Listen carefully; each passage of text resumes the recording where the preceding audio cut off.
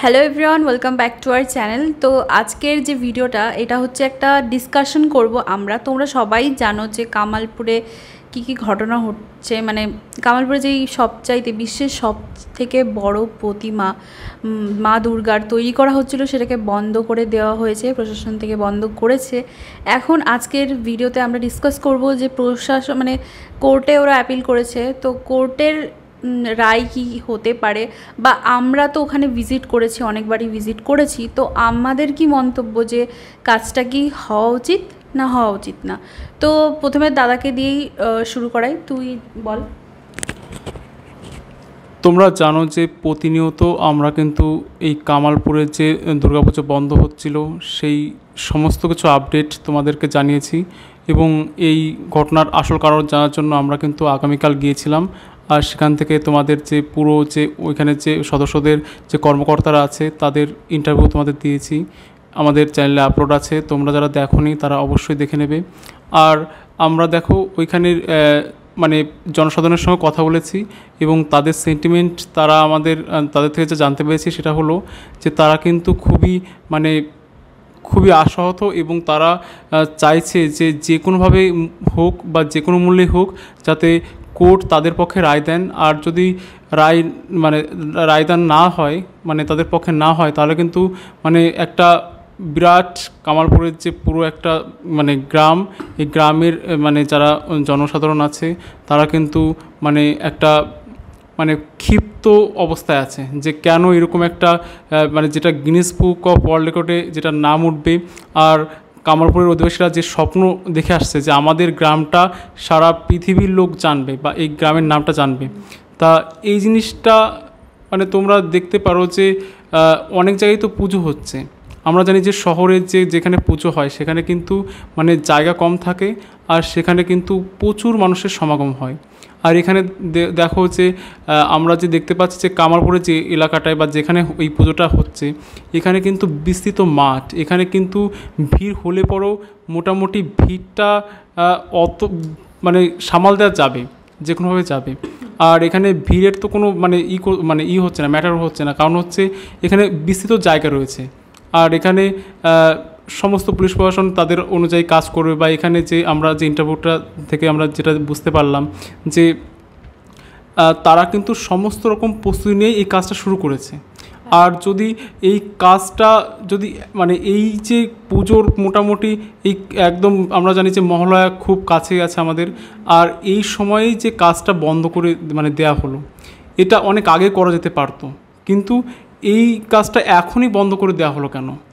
যদি সমস্যা থাকতো, যেমন মেইন যে কারণগুলো আমরা জানতে পারলাম, প্রধান কারণ এটাই বলা হয়েছে যে ভিড়ের যে অসুবিধার কথা বলা হয়েছে। তো তোমরা জানো যে আমরা অনেকবার কামালপুর কিন্তু ভিজিট করেছি, আর আমরা জানি যে আমাদের কি মতামত যে কোর্ট যেটা বলেছে যে অসুবিধা হবে, ভিড় কন্ট্রোল করা যাবে না, তো সেই সব কি ঠিক না ভুল?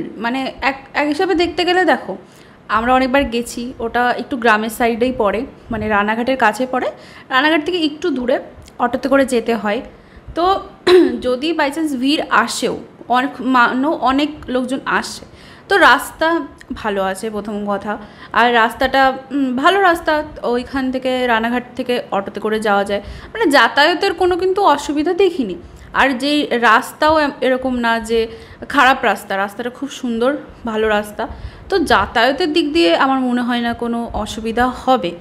আর প্রথম কথা যে ভিড়ের কথা বলা হয়েছে যে ভিড় খুব হতে পারে, ভিড় হলেও যেই জায়গাটা ওটা কিন্তু অনেক বড়, যেই মাঠে পুজোটা করা হচ্ছে সেই মাঠটা কিন্তু সত্যি প্রচুর বড়, অনেক লোকজন ধরে যাবে ওখানে। তো আমার মনে হয় না যে ভিড়ের জন্য পুজোটা স্টপ করা উচিত।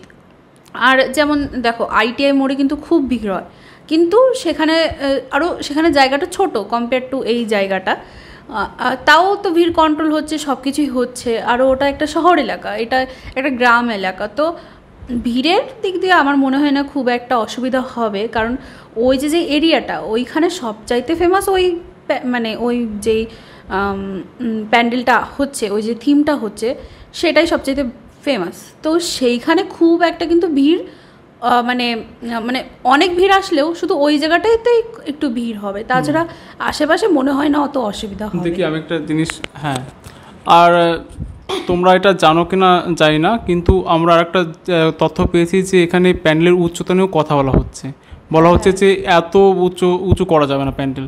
তা কেন করা যাবে না সেটার কিন্তু কোনো মানে ক্লারিফিকেশন কিন্তু আমরা পড়াশোনার কাছ থেকে পাইনি, বা তারাও বলছে যে আমরা কিন্তু মানে জানতে চেয়েছি যে কেন করা যাবে না এত উচ্চতার। কারণ তোমরা জানো যে গ্রামে কিন্তু মানে প্যান্ডেল মোটামুটি সাধারণ মানে খুব একটা উঁচু হয় না, কিন্তু এরা চাইছে যে এরা একটা উঁচু করতে প্যান্ডেল, তা এটা নিয়েও কিন্তু প্রশ্ন তোলা হচ্ছে। আর ওই জন্যে আমরা যে দেখতে পেয়েছি যে পেছনের দিকটাতে একটা যে প্যান্ডেল তৈরি করা হয়েছে, সেই প্যান্ডেলে কিন্তু ওই যে জায়গা পর্যন্ত আছে সেখান থেকে স্টপ করে দেওয়া হয়েছে। আর তোমরা তো জানো যে পুরো সমস্ত কাজ মানে বন্ধ। আর আমরা দেখতে পেয়েছি যে যে শিল্পী সে কিন্তু রাষ্ট্রপতি পুরস্কার প্রাপ্ত, এবং সে কিন্তু সে বলেছে যে সে কিন্তু তার সৃষ্টির মাধ্যমে সে অমর হতে চায়, অর্থাৎ তার সৃষ্টি দিয়ে সে মানে সৃষ্টিটা দেখাতে চায় মানে জনসাধারণকে। কারণ সে যদি তার সৃষ্টি করতে না পারে তাহলে পরে মানে তার তো এই শিল্পকর্ম তো শেখাটাই তো বৃথা হয়ে গেল। তা আমরা কিন্তু শিল্পীর কাছ থেকে যে মানে তার যে আবেগ, যে সে যত আবেগ নিয়ে এই মূর্তিটা তৈরি করেছে, অর্থাৎ সে কিন্তু বলছে যে আমি একটা আমার শিশুর মতো করে কিন্তু আমি এই মূর্তিটাকে তৈরি করেছিলাম। আর ক্লাবের যারা আছে তারা কিন্তু এখনও মানে তারা মানে কখনো আশা ছাড়ছে না, তারা বলছে যে আমরা হোপফুল। তো কোর্টের রায় কোন দিকে যায় সেই বিষয়ে আমরা মানে সেই দিকে আমরা নজরদারি রাখছি।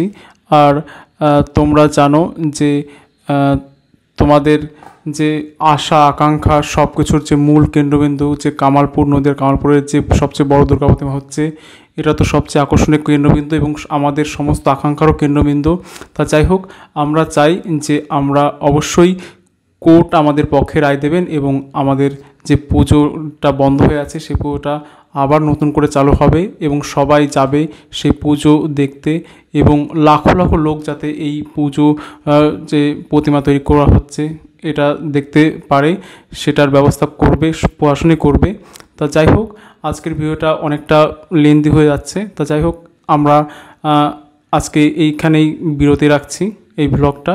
তা যাই হোক, তোমাদের এই টাইপের ভ্লগগুলো কেমন লাগছে সেগুলো তোমরা কমেন্টে জানাও, এবং তোমরা আর কি কি মানে কি পুজো কী টপিক নিয়ে তোমরা আলোচনা চাও সেটাও তোমরা জানাতে পারো।